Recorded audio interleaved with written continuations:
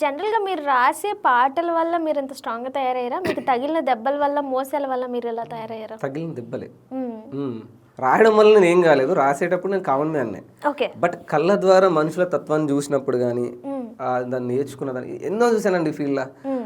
నేను ప్రౌడ్‌గా చెప్పుకుంటా. అంటే ప్రతి మోసాలు చూసా, పాటలు రాయించుకోవడం, చేయడం చాలా చేసిన నేను. But okay. నన్ను నేను ప్రూవ్ చేసుకోవడం కోసం చేశా. కానీ నాకు అన్నం పెట్టినప్పుడు ఈ ఫీల్డ్ ఎందుకు? లిటరల్లీ ఈ క్వెషన్ వచ్చింది నాకు అట్లాంటివి కూడా జరిగాయా? లైఫ్‌లో చాలా. ఓకే. నేను ఒక 2, 3 జతల బట్టలతోనే మీరన్న 17లో ఇక్కడ షిఫ్ట్ అయ్యానంటే అసలు ఎంత కఠినమైన లైఫ్ అంటే స్టూడియోలో ఉంటే ఇంకా అది వేరే ఇంకా అనుభవించా. అంటే సింపుల్ అంటే ఏదో అసలు దిక్కు దిక్కాన ఎవరూ లేని ఒక అనాథ పెరిగితే ఎట్లా పోతే అలాగే పెరిగా. ప్రతిదీ ఒక గాయమే నేను నేర్చుకుంది. ప్రతి స్టూడియోలో ప్రతి ఒక మ్యూజిక్ డైరెక్టర్తో కానీ లైక్ మన జీవితంలో తెలియకుండా ఎంతమంది వస్తారో తెలియకుండా అంతమంది వెళ్ళిపోతారు. ఎవ్వరూ మనతో చివరి దాకా ట్రావెల్ చేసే వాళ్ళు ఉంటారు. దీనైతే నేను నమ్మా. ఎందుకంటే చాలామంది నేను చూసిన కొంతమంది సెన్సిటివ్ ఉంటారు. ఇప్పుడు మనము చాలా ఒక బండరాయిలా బయటికి ఇట్లా కనిపిస్తాం. కానీ కొన్ని విషయాలు మనం ఎంత సాఫ్ట్గా డిస్టర్బ్ చేస్తాయంటే ఆ నొప్పి అనేది తెలియకుండానే గుండెకి తాకుతుంది. బట్ దాన్ని మనం నిజంగా అంత తీసుకొని అబ్బా అని అక్కడ ఉన్నాం అనుకో మనం అక్కడే ఉంటాం. హ్మ్. దీన్ని నేను ఏదో చెయ్యాలి అని అన్న ఫీల్ నాకు నేను అంత స్ట్రాంగ్ డిసిషన్ తీసుకున్నా కాబట్టి నేను ఇక్కడ ఉన్నా. లేకపోతే నాకు వచ్చిన లాస్కి నేను నష్టపోయిన దానికి, నేను యూట్యూబ్ మీద పెట్టిన ఇన్వెస్ట్మెంట్కి, నేను ఇతరులను నమ్మి మోసపోయిన దానికి నేను ఎప్పుడో సూసైడ్ చేసుకొని చచ్చిపోవాల్సింది. ఓకే. 2 times నేను సూసైడ్ అటెంప్ట్. అంటే డ్రింకింగ్ బాగా అలవాటు అయిపోయింది నాకు. బాగా తాగేసి ఎవరికి చెప్పుకోవాలని అర్థం కాదు. రూమ్ రెంట్లు కట్టుకోవడానికి డబ్బులు లేవు. ఇన్ని హిట్లు చేసా, ఇన్ని రాసా, ఏ ఒక్కరు కూడా పట్టుమని పిడికడ మెతుకులు పెట్టలే. మంచి బట్టలు కొనుక్కో లేదా చెప్పులు కొనుక్కో, నువ్వు ఉండు, నీ ద్వారా మాకు ఈ పాట హిట్ అయింది లేదా ఈ ద్వారా మాకు ఇంత గౌరవం దక్కింది. నెవర్ ఒక్కరు కూడా అట్లా. అంటే మనకు నాలెడ్జ్ పెరుగుతున్న కొద్దీ మనం కూడా ఏదో నేర్చుకుంటాం కదా. సొసైటీలో కానీ ఫీల్డ్లో కానీ క్వశ్చన్లో కానీ అట్లా నేర్చుకుంటున్న కొద్దీ వాళ్ళు తెలిసిపోతుంది కదా. నేను ఎలా కొట్టేసేయాలి సింపుల్గా, నేను ఎలా కొట్టాలంటే అలా నాది. ఇప్పుడు హిట్ సాంగ్కి నా పేరు తీసేశారు. అప్పటికి అసుర అనేది ఒక ట్రెండింగ్ బాగా వైబ్ ఇలాంటి క్యారెక్టర్లు చేయాలంటే అప్పుడు చాలా బాధ వేసింది. ట్రెండింగ్ పాటలు ఇలాంటి ట్రెండింగ్ పాటలు నా పేరు తీసేయడం ఏంటి? హౌ డేర్, ఎంత ధైర్యం మనకు అనిపిస్తుంది, మనిషికి అనిపిస్తుంది. మనము ఇప్పుడు నిజంగా మీరు ఒక్క అక్షరం అందులో రాయడానికి మీరు ఎంత డెప్త్ ఎన్ని రోజులు ఆలోచించి రాస్తారు, అంత ఇన్వెస్ట్మెంట్ మీ మైండ్ టైం పెడతారు అక్కడ. అదే కదా నన్ను బ్రతికించుకుంటే నీకు బానిసలాగా నేను పని చేస్తా. నువ్వు నన్ను తొక్కేయాలనో ఎల్లగొట్టాలనో చూస్తున్నావంటే నీ మైండ్ సెట్ నేను అర్థం చేసుకోగలను. లైక్ అంత ఉంది కాబట్టి కదా అలాంటి డిసిజన్ తీసుకున్నప్పుడు నేను హైదరాబాద్ వచ్చా. సొసైటీని నా గోల్ ఏముంది చివరికి, so we are all are equal. మనమంతా భారతీయులు, మనమంతా ఇండియన్స్, మనమంతా కలిసి ఉండాలి, హ్యాపీగా ఉండాలి. కులాలు మతాలు ఇవన్నీ లేవు. నేను నాకంటే ఒక క్రేజ్ని క్రియేట్ చేసుకోవాలని వచ్చిన వ్యక్తిని. అంత ఈజీగా ఎన్ని అవమానాలు ఇవన్నీ చేసినా నేను వెళ్ళిపోను. అంటే ఈ కుల వివక్షత అనేది ఊర్లోనే కాకుండా హైదరాబాద్లో కూడా జరిగిందా మీకు? ఇక్కడ ఇక్కడ అంతేం లేదు. బట్ అంటే ఉండే చోట్ల కొన్ని రూమ్ రెంట్లు కొంతమంది వీళ్ళకే ఇవ్వబడను, వాళ్ళకి కొన్ని ప్లేసెస్లలో ఉంటుండొచ్చు. బట్ అంత లేదు. హైదరాబాద్లో అంత లేదు. హ్యాపీగా బతుకోవచ్చు, మన లక్ష్యాన్ని మనం చేరుకోవచ్చు. హైదరాబాద్ అందరికీ అన్నం పెడుతుంది. నేను చాలా దాన్ని ప్రౌడ్గా నమ్ముతా. ఎందుకంటే నిజంగా నేను హైదరాబాద్కి వచ్చిన తర్వాత నేను బ్రతకడం నేర్చుకున్నాను. నన్ను నేను ఎట్లా ప్రూవ్ చేసుకోవాలని.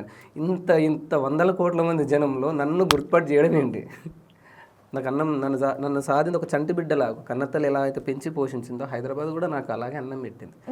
బట్ అందుకనే నా హైదరాబాద్తో ఉన్న అనుబంధం అసలు ఎప్పుడు అది తెలిపారు. కానీ చేసిన గాయాలు ఎలా ఉంటాయంటే మనిషికి అవి మనం అంత అవమానాన్ని ఎలా మర్చిపోదు. నేను ఎవరు మర్చిపోకూడదు, నేను మర్చిపోను, మీరు కూడా ఎవరు మర్చిపోవద్దు. ఎందుకంటే దానికి సమాధానం చెప్పాలి.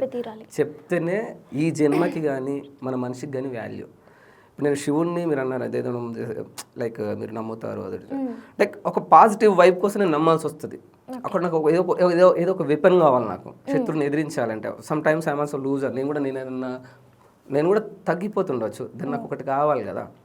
సో అట్లా అని చెప్పేసి ఇంకా నేను చేయడం అన్ని శివుడి పాటలు చేయడం కానీ ఇవన్నిటిని నన్ను అసలు నువ్వు ప్రూవ్ చేసుకోవాలని ఎలగొట్టిన సందర్భాలు స్టూడియోలో నుంచి. ఇప్పుడు వాళ్ళకే మేకులేక తయారైన ఎగ్జాక్ట్లీ. ఇప్పటికి అసుర అని అంటే అబ్బో, నీ టైం కోసం నీ డేట్స్ కోసం వెయిట్ చేస్తున్నారా జనాలు? ఎగ్జాక్ట్లీ.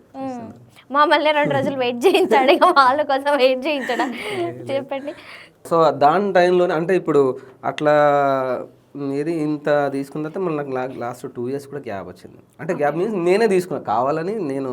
నేను ప్రశాంతంగా ఉండాలి కాబట్టి, నేను ఇవన్నీ మర్చిపోవాలి, నేను స్ట్రాంగ్ వెపన్ కావాలి అంటే నేను కొద్దిగా అలోన్గా ఉండాలని ఫిక్స్ అయిపోయి నేను అక్కడ వేరే కృష్ణనగర్ దూరంగా అంటే బ్రేక్ ఇస్తే మన ప్లేస్ని వేరే వాళ్ళు రీప్లేస్ చేస్తాడు తప్పితే మళ్ళీ మనం అదే సందులో దూరలేం కదా ఇప్పుడున్న కాంపిటీషన్కి.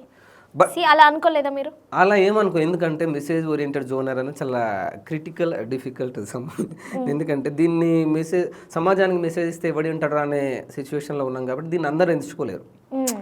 వేరేది ఒక ఫోక్ తీన్మారో ఏదేదో చేయాలంటే ఈజీగా అయిపోద్ది. మెసేజ్ ఓరియంటెడ్ సాంగ్ వచ్చేసరికి దాన్ని అట్లా వెలివేట్ చేయాలంటే చాలా సాహసం కావాలి. కొంతమంది ట్రావెల్ చేస్తారు ఇందులో, అందరూ ఉండలేరు. ఒక చరణ్ అర్జున్ లాంటి వాళ్ళు, కొంతమంది అలాంటి బీవీఎం క్రియేషన్స్ అద్భుతమైన పాటలు వచ్చినాయి. నువ్వెరాయి, నేను శిల్పి, అన్నాదమ్ముల బంధాలు, అవన్నీ చూసి నేను అనిపించారు అంటే మనం ఇక్కడ తాకితే ఇది నా పాట అన్న ఫీలింగ్ కలుగుతుంది. సో నేను ఎందుకు ఎంచుకోవద్దు, అందులో ఎక్కువ ఎవరు లేరు ఆ కాంపిటీషన్, ఆ జోన్లో చాలా తక్కువ మంది ఉన్నారు. నేను ఇందులో వెళ్తే సక్సెస్ అవుతా, అది నా ప్లస్ పాయింట్. సో దీనిలో ఎవరు నా ప్లేస్ని ఎవరు రీప్లేస్ చేయలేదు, చేస్తారో లేదో మనకు తెలియదు. అయితే ఇంతవరకు అయితే ఎవరు చేయలేదు. సో అంటే కృష్ణానగర్ ఇటు సైడ్ కాకుండా ఉప్పల్ వరకు వెళ్ళా అన్నారు కదా, అంటే రీజన్ తెలుసుకోవచ్చా?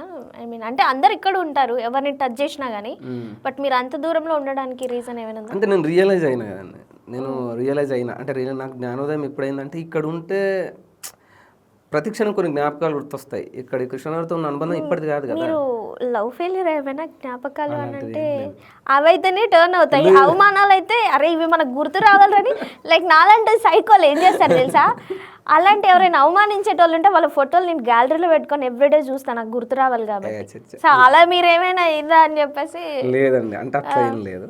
జస్ట్ నేను కెరియర్ని సీరియస్గా తీసుకున్నాను అంతే. ఎందుకు ఈ ఏజ్లో లవ్ ఎందుకు చేయదు, లవర్ ఎందుకు ఉండొద్దు, ఎంజాయ్ చేయగల లైఫ్ అదొకటి ఇదొకటి అంటారు కానీ లైక్ పర్సనల్గానే ఉంటుంది. బట్ మరీ అంతా నేను సీరియస్గా తీసుకొని ఏదో నాకు అవసరం లా, నేను వచ్చింది ఏందో నాకు గుర్తుంది, నేను దానికి స్టిక్ అయి ఉన్నా, నా లక్ష్యానికి నేను స్టిక్ అయిపోయినా కాబట్టి నన్ను ఒక అమ్మాయి డిస్టర్బ్ చేయలేదు, ఒక ఫ్రెండ్ డిస్టర్బ్ చేయలేడు, ఇంకెవ్వరు బంధాలు బంధువులు ఎవరు కూడా నాకు డిస్టర్బ్ చేయలేదు. ఎందుకంటే మొండి క్యారెక్టర్.